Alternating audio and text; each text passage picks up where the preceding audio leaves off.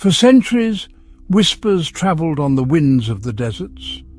They spoke of a city hidden among the dunes. This was not any ordinary city. It was the city of brass, built, they said, by genies in ages past. Scholars argued over ancient texts, debating its existence. Was it real or a myth, a legend told to frighten children? Some scoffed. Others listened, their imaginations ignited by the possibility of such a wondrous place. The tale spoke of streets paved with gold and buildings crafted from polished gemstones. They told of unimaginable treasures guarded by magic and mythical beasts. And they spoke of the genies who had built it, powerful beings who could control the very fabric of existence. But the city of brass was not a place of welcome. It was a place of danger, a place where dreams could turn to dust. Prince Abdul Malik, heir to a vast and prosperous kingdom, was a man of great ambition. He yearned for the power and glory that the city of brass represented. He listened intently to the tales, his heart filled with a desire to possess its legendary treasures. The prince saw the city as his birthright, a symbol of his destiny to rule. He was certain that finding the city would cement his place in history as the greatest ruler his land had ever known. Abdul Malik summoned his most trusted advisors. He presented them with maps and ancient scrolls, demanding they locate the city. His advisors were hesitant. They warned him of the dangers, of the fate of those who had sought the city before and never returned. But the prince would not be dissuaded. He craved the power and glory that the city promised. Musa bin Nusayr, a renowned general known for his courage and strategic brilliance, was chosen to lead the expedition. A seasoned warrior, Musa was known for his unwavering loyalty to the prince and his kingdom. He accepted the challenge with a heavy heart, knowing the perils that lay ahead. The desert held no fear for him, but the legends of the city of brass whispered of dangers beyond mortal comprehension. 1,000 men were selected, the bravest and most skilled soldiers in the kingdom. Camels were laden with supplies for the arduous journey. Scouts were sent ahead, their eyes scanning the horizon for any sign of the fabled city. The drums of war thundered, a sound that echoed through the palace walls and out into the endless desert. This was no ordinary expedition. This was a quest for legend.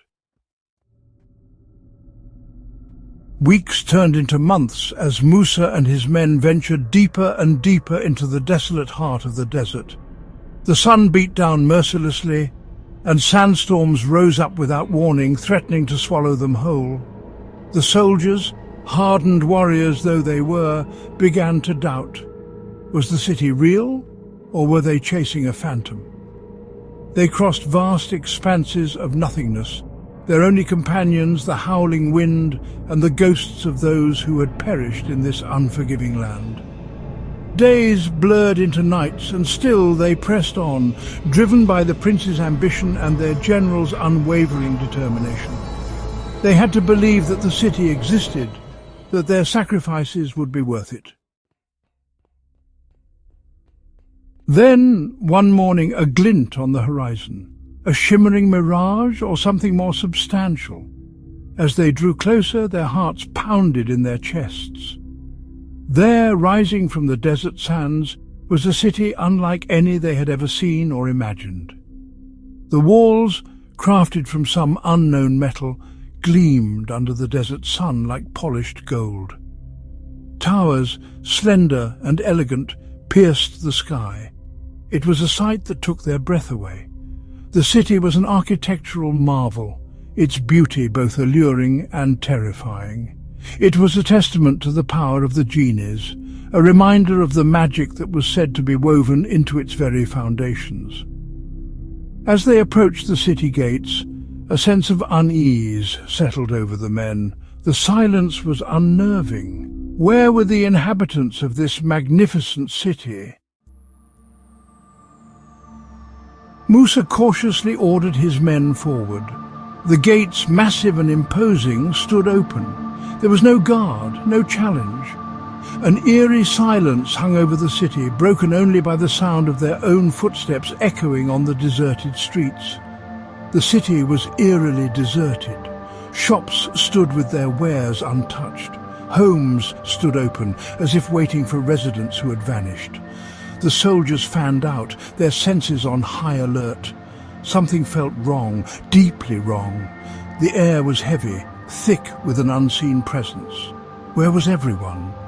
What had become of the city's inhabitants? The silence was deafening. It was a silence that spoke of secrets and whispered of a danger they could not yet comprehend. The lure of treasure proved too strong for some. Ignoring Musa's warnings, a group of soldiers led by the ambitious Talib bin Sahl broke away. Blinded by greed, they rushed into the palace, their eyes dazzled by the riches within. They stuffed their bags with gold and jewels, oblivious to the danger that lurked around them. As Talib reached for a magnificent ruby, the largest he had ever seen, the palace seemed to shudder. The air crackled with energy. He turned, his hand clutching the jewel, a triumphant grin on his face. But the grin faded as he saw it. A swirling vortex of smoke and fire was forming before his eyes. A voice ancient and powerful echoed through the palace. It spoke of greed and warned of the consequences of disturbing the city's slumber. The soldiers, paralyzed by fear, watched in horror as the vortex solidified, taking the form of a fearsome Jinn. Its eyes blazed with a cold fire, and its voice boomed through the chamber, shaking the very foundations of the palace. The Jinn accused them of sacrilege. They had entered a sacred city, a place forbidden to mortals, and for their transgression they would pay the price. The Jinn raised its hand, and Talib and his men were consumed by flames. Their screams echoed through the empty city, a chilling reminder of the city's power. They found a room filled with weapons, swords adorned with gold, shields, Indian swords and spears. They found another room filled with utensils, golden and silver vessels. They were amazed by what they saw, an unnatural amount of jewels. They found another room and entered, finding a woman sitting and looking at them. Musa said, "She was like the sun. No one had ever seen anyone more beautiful than her. Her dress was adorned with pearls, and she wore a red crown. To her right and left were jewels. She wore a necklace full of gems, sitting and looking at them." They drew their swords and entered, seeing two boys with swords standing on either side of her. Musa said, "We called out at the door, but no one answered." She was silent, and the boys on either side were motionless. One of the soldiers approached and said, "She is dead." Musa grabbed the soldier's hand and said, "We apologize. This soldier is ignorant." The soldier swore, "She is dead. Look at the redness of her cheeks. How is that possible? What is this strange world?" Then Musa found something written beneath her, saying, "Whoever Allah has allowed to enter our city, let him leave something from above my body, for it is my adornment in this world. Whoever takes something will meet his doom. Peace be upon you." Musa said, "The choice is yours. Take what you want, but do not touch anything from her body."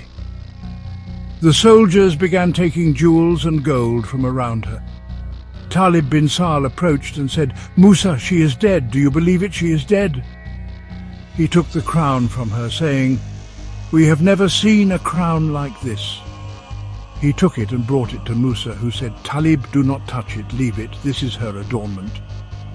Talib replied, "I did not take anything from her adornment. It is just a crown. We left her clothes untouched." Musa said, "Do not touch it. My advice is to leave it, but you are free." Talib said, "You left me, and I am free." He went to her and took the crown. Looking at Musa, he said, "I took the crown, Musa." He then took the jewels from her, right and left. As he took the jewels, one of the boys standing with a sword fell, and the sword pierced Talib's back. The soldiers drew their swords and found the boy was already dead, with the sword in Talib's back. Talib fell on his face, and Musa and his men rushed to him. Musa cried, holding Talib on his lap, saying, "Greed has killed you, Talib. Talib is dead." The soldiers carried Talib's body and left the city deeply shocked, not knowing what had happened or how. They sent all the treasures to the Caliph and wrote him a letter detailing everything that had happened. The treasures arrived, but the shock was in the letter and the events that had occurred. They asked the Caliph in the letter not to send anyone to that city, for if he did, he would be sending them to their doom. Abdul Malik distributed the gold and jewels to the people and placed them in the mosque, where everyone could take from them. Many travellers went in search of the city of brass, the city of genies, but no one found it. To this day, its trace remains unknown. This, my brothers, is the story of the city of brass, the city built by the genies for Prophet Solomon. It may be true, or it may be a legend.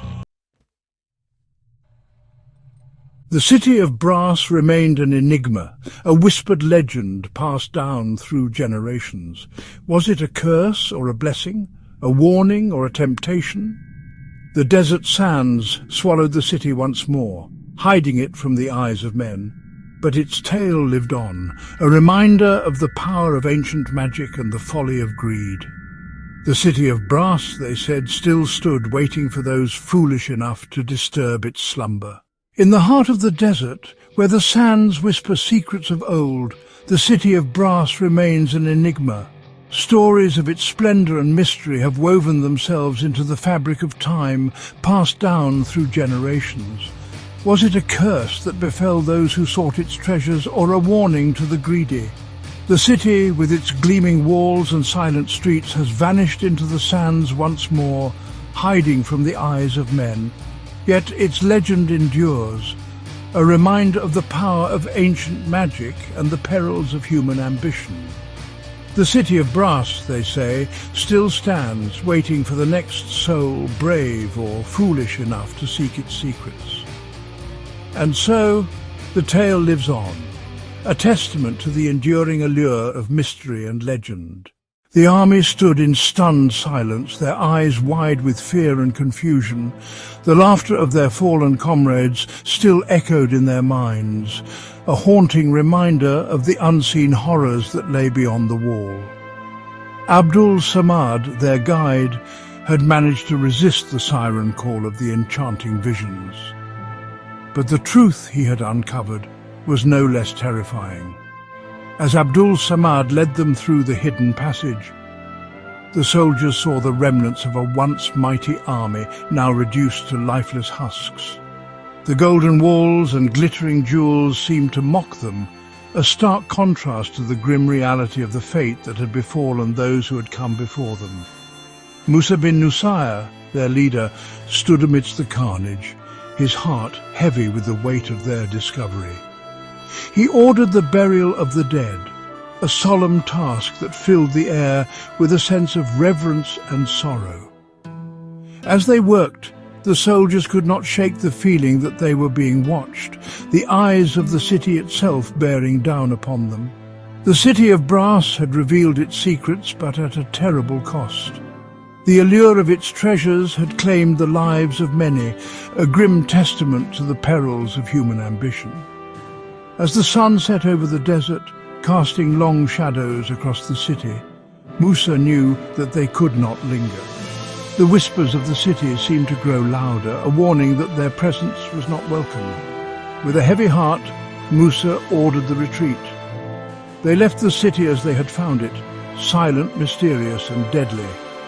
The tale of their expedition would be passed down through the ages, a cautionary story of greed, bravery, and the unyielding power of ancient magic. As they made their way back to the Caliph, the soldiers could not help but glance back at the city, its gleaming walls now shrouded in darkness. The legend of the city of brass would endure, a haunting reminder of the mysteries that lie hidden in the sands, waiting for the next soul brave or foolish enough to seek them. And so the story of the City of Brass came to an end, but its legacy lived on. A tale of mystery, magic, and the eternal dance between ambition and caution. The city, with its silent streets and deadly allure, remained an enigma, a testament to the enduring power of legend.